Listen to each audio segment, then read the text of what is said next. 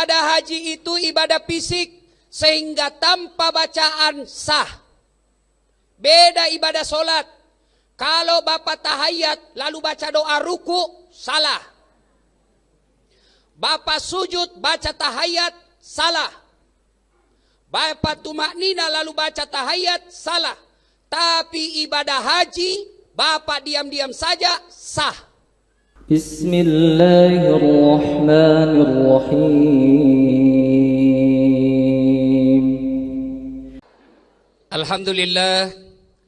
Alhamdulillahi rabbil alamin. Wabihi nasta'inu ala umuri dunya waddin.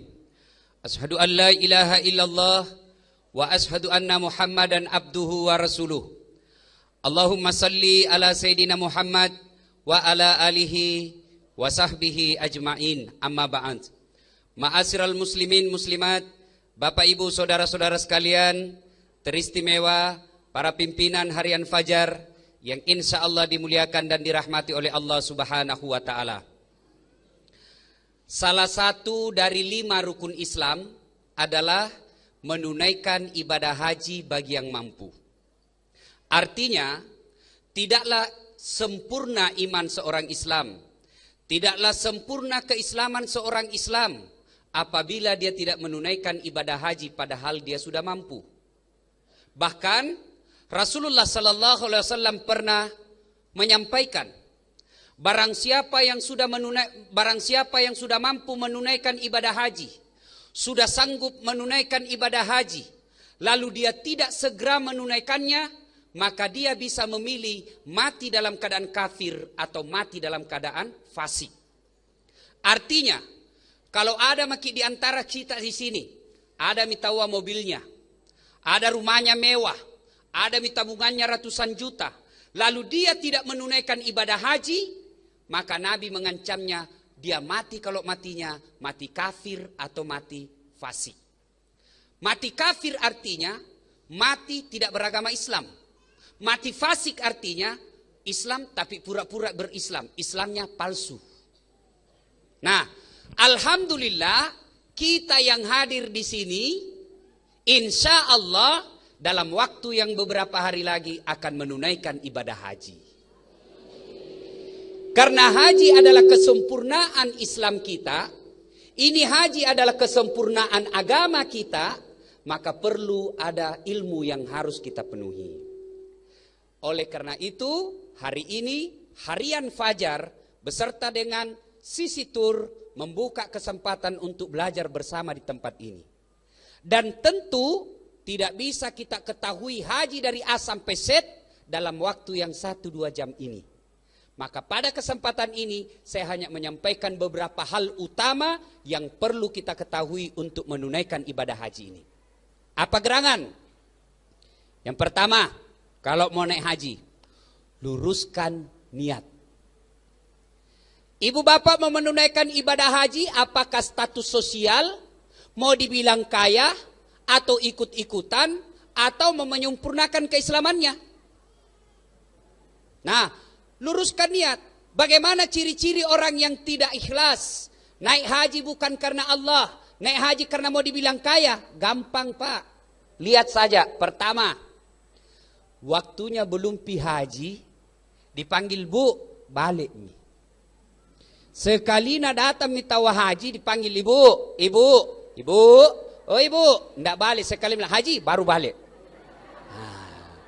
Ada yang begitu, sudah pulang tanah suci, bahkan tidak sholat.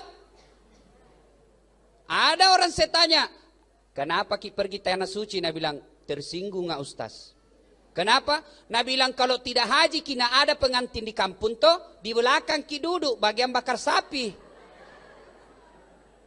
Kalau tidak haji ki bagian cuci piring. Tapi kalau haji kita wah dalekan ki dengan ngaji kateton sen sebagai. Orang yang seperti ini tentu hajinya bukan lillahi ta'ala tapi mau dipanggil Pak Haji. Nah, oleh karena itu sekarang ini luruskan niat. Kalau niatnya salah, maka di akhirat kelak dia akan berkata, ya Allah, mana pahala hajiku? Kareng, Mana pahala hajiku? Allah katakan, Das'at, sekira dulu kau mau haji, mau kau dipanggil haji. Nah dipanggil maka itu satu kampung haji. Kau sudah dapat pahalamu di akhirat paloiko. Tidak ada kau dapat. Ini penting. Penting luruskan niat. Saya kasih kisah. Ada guru, 2 orang muridnya. Setelah dia kasih semua muridnya ilmu, nah bilang gurunya, muridku, sudah mau kau kasih semua itu ilmuku? Semua kau sudah miliki. Silakan kau turun gunung, hidup sesuai dengan kemauanmu. Turun gununglah 2 orang santri ini. Satu jadi pedagang, satu jadi tukang kebun. Yang jadi tukang kebun, dia tanam ubi. Begitu panen, alhamdulillah dia ingat gurunya. Saya bisa panen seperti ini karena ilmu dari guruku.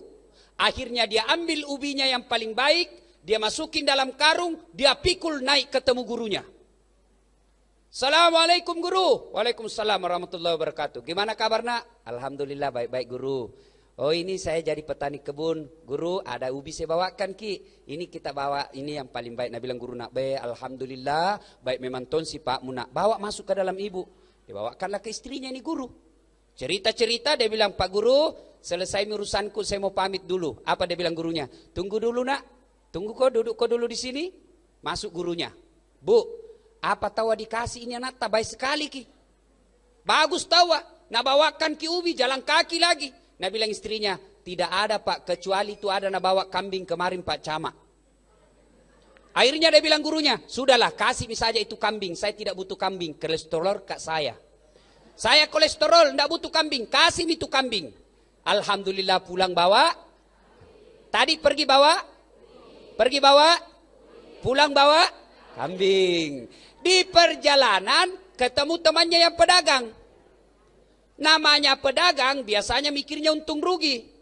Assalamualaikum teman. Waalaikumsalam. Dari mana kau? Datang ke rumah guru. Kenapa ada kambing kau bawa? Itu mi bos saya heran. Ku bawakan ubi nak kasih ke kambing. Jalan kalkulatornya. Jalan kalkulatornya ini pedagang. Apa dia bilang? Ini saja ubi dia bawa dikasih kambing. Apalagi kalau lebih dari ubi. Nah ambil mobilnya open cup. Nah isi sembako. Minyak, kelapa, telur, beras, dah bawa ke gurunya. Sampai di gurunya, Assalamualaikum guru. Waalaikumsalam nak. Kenapa? Ini ada sembako ku bawakan ki. Baik memang ton si pak mu kau nak. Cerita-cerita, nak bilang mau mak pulang guru. Nak bilang tunggu dulu nak, duduk mako di sini. Masuk ini guru. Baik berpikir mi. Ndak gapa mak ne. Dah apa mak ini. Masuk dalam istrinya, nak bilang, Bu, apa tahu dikasih ini anak tak baik sekali. Nah bawakan ki sembako. Nah bilang istrinya, tidak ada pak, kecuali itu ada kambing, ada ubi na bawa kemarin. Tidak ada yang ada pak, itu kecuali itu ada ubi. Nah bilang ini guru, ya sudahlah kasih saja ubi daripada kosong iko dong. Pergi tadi bawa, pergi bawa sembako, pulang bawa ubinya lagi temannya. Artinya apa? Pergi menunaikan ibadah haji sama ONH-nya. Bisa jadi sama hotelnya, sama makannya, sama masjidnya, sama ibadahnya. Tapi ada yang pulang bawa kambing, tapi demi Allah banyak juga yang pulang bawa ubi. Tergantung niat. Salah satu niat yang tidak lurus, pergi tanah suci, apa dia pikir? Apa ku belikan nanti yang datang mas Solo. Ini waktu datang manasi, banyak tahu ini yang datang bawa kang, apa nu ku beliangi. Akhirnya apa? Belum sampai di masjid, ada mina tanya, saya pernah bawa jamaah. Belum sampai di masjid pak, kita baru mau masuk Masjid Nabawi, langsung mana tanya, Ustadz di mana ki beli emas yang paling bagus? La ilaha illallah. Hati-hati. Kalau ada yang selama ini waktu nabung uang, waktu ke bank masih ada niat bukan lillahi ta'ala, cuma mau dibilang orang kaya, cuma mau dibilang banyak uangnya, sebelum berangkat perbaiki niat kita. Belum terlambat, masih ada beberapa hari. Bagaimana cara meluruskan niat? Mulai hari ini perbanyak inna salati wa nusuki wa mahyaya wa mamati lillahi rabbil alamin. Sesungguhnya solatku, ibadahku, wa mahyaya, hidupku, wa mamati lillahi rabbil alamin, dan matiku semuanya saya kerahkan kepada Allah. Maka kalau ada niat selama ini niat yang salah, istighfar segera. Astaghfirullahaladzim adzim wa atubu ilaihi. Astaghfirullahaladzim adzim wa atubu ilaihi. Ampuni saya ya Allah, saya hilap selama ini. Saya mohon ya Allah bimbing dan tuntun hatiku supaya saya naik haji ini betul-betul mencapai ridhamu ya Allah. Nah, ini yang pertama. Luruskan niat. Yang kedua, yang perlu diperhatikan, setelah diluruskan niat, ya, Bapak Ibu yang saya muliakan, yang keduanya adalah haji. Ibadah haji itu adalah ibadah fisik. Saya ulangi, ya. Ibadah haji, ya. Ibadah haji itu adalah ibadah fisik. Ibu bapak saya ulangi. Ibadah haji itu ibadah fisik. Ibadah apa? Fisik. Artinya tanpa bacaan sah. Saya ulangi. Ibadah haji itu ibadah fisik sehingga tanpa bacaan sah. Beda ibadah solat. Kalau bapak tahiyat lalu baca doa ruku, salah. Bapak sujud baca tahiyat, salah. Bapak tumaknina lalu baca tahiyat, salah. Tapi ibadah haji, bapak diam-diam saja, sah. Tidak ada kewajiban bahwa ketika melempar jumroh baca ini. Tidak ada kewajiban. Semuanya sunnah. Bapak tawaf, diam-diam saja, sah. Bapak haji, sa'i, diam-diam saja, sah.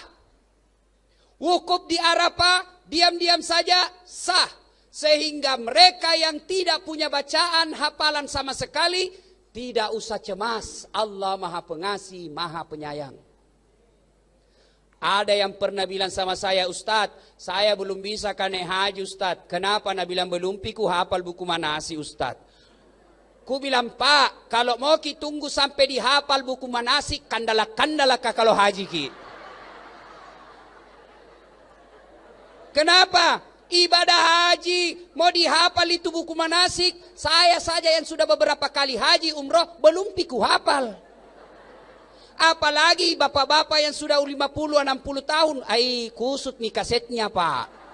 Susah menghafal. Bagi mereka yang mau menunaikan ibadah haji, Bu, yang ketawa, serius kah ini?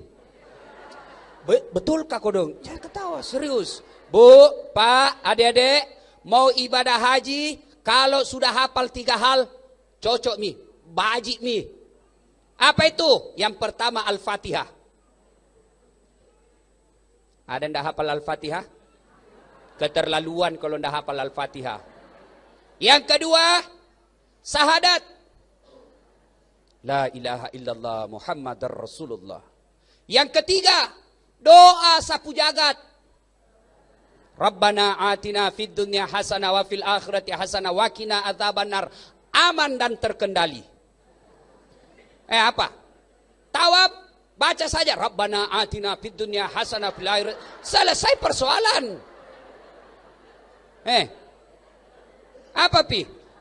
Sa'i Rabbana atina fid dunya hasanah. Selesai persoalan. Iya minjo Pak. Kalau ini doa sudah dikabulkan, tidak ada lagi masalah. Selamat ki di dunia, selamat ki di akhirat. Aman nih.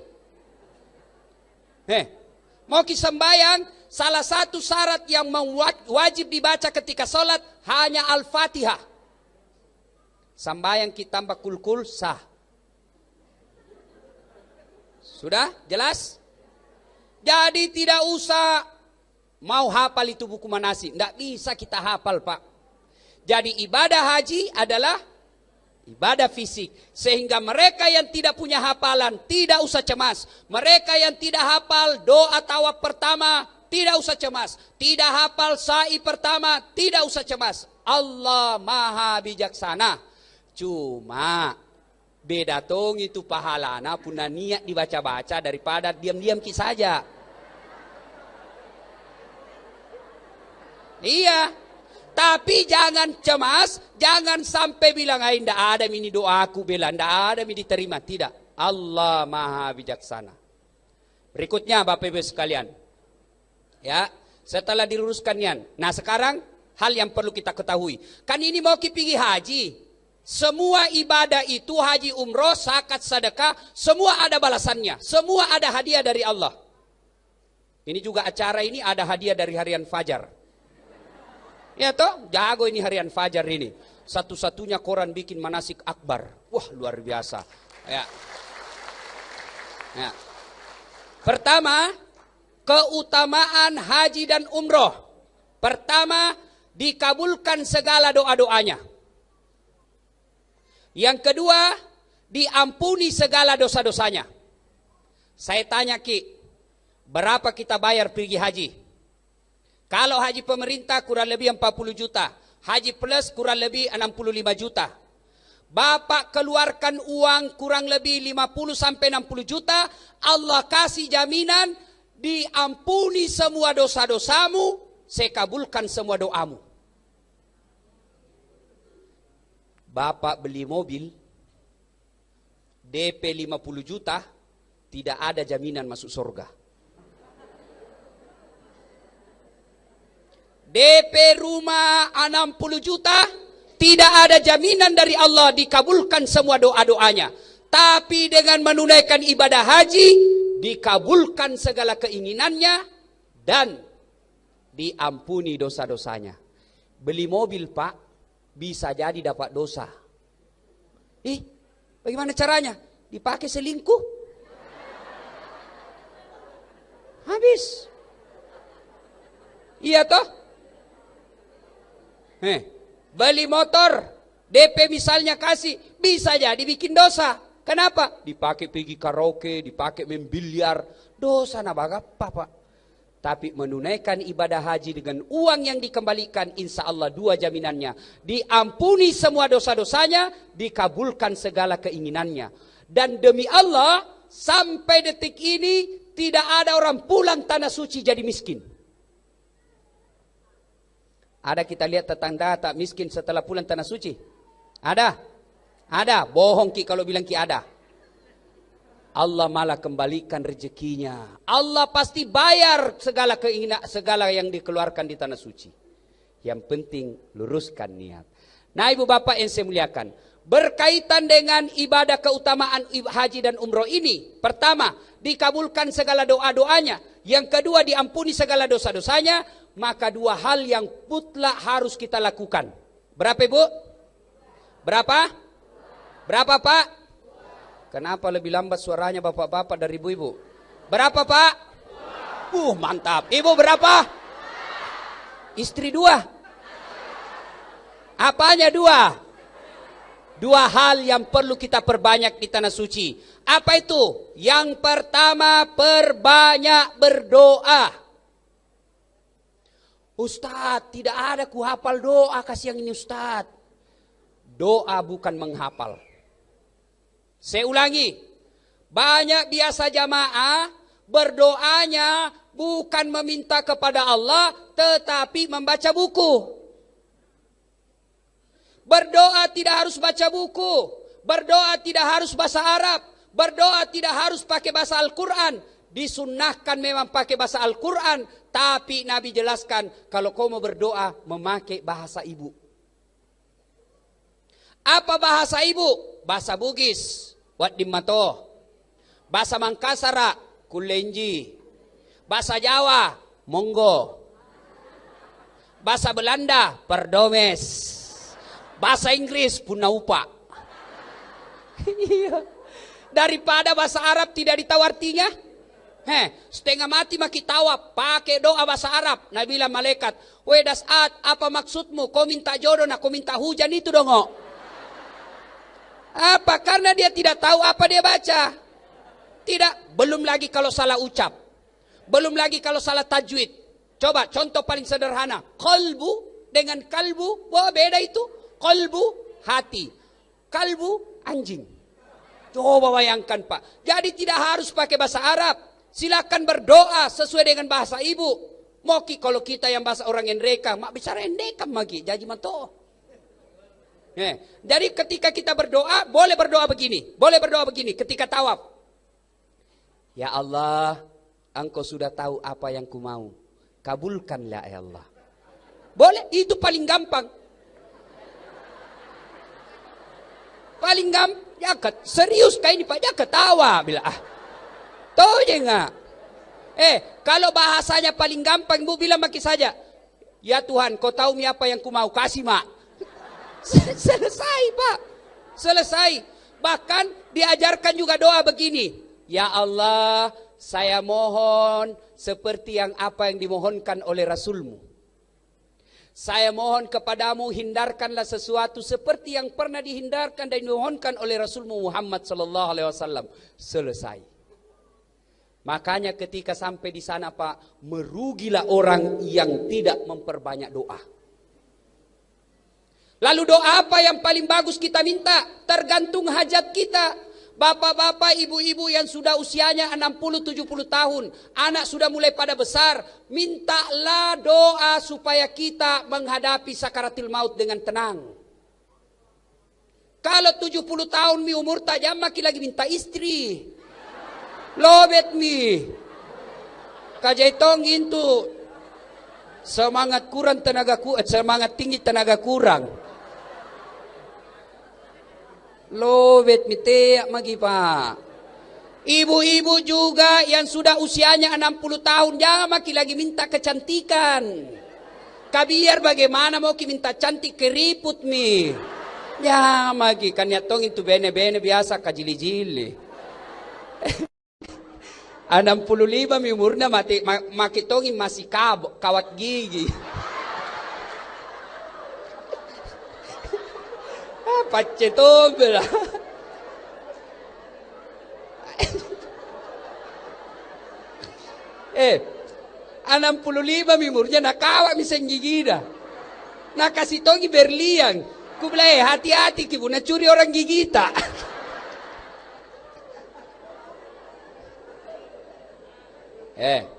Ada anak muda lagi kuliah. Ini ada anak-anak yang pergi kuliah. Doalah supaya Allah memberikan kemudahan menuntut ilmu dan kemudahan mendapatkan kerja. Bapak-bapak, ibu-ibu yang sampai detik ini belum punya keturunan, mintalah keturunan sesuai kebutuhan. Jangan minta sesuai kebutuhannya Ustadz. Karena kadang-kala orang berdoa itu minta dipimpin sama Ustadz. Belum tentu sama kebutuhan tak. Belum tentu. Misalnya pembimbing anak muda, tentu dia bilang, ya Allah berikanlah kami jodoh. Nah bilang bapak di belakang, amin. Nah ada Tom istrinya dia bilang juga, amin. Artinya ibu izinkan kawin lagi. Begitu pula tanda suci dikabulkan Allah doanya. Betul-betul langsung kawin. Dia bilang si istrinya, kenapa kau kawin lagi? Nah bilang malaikat, nah kau aminkan.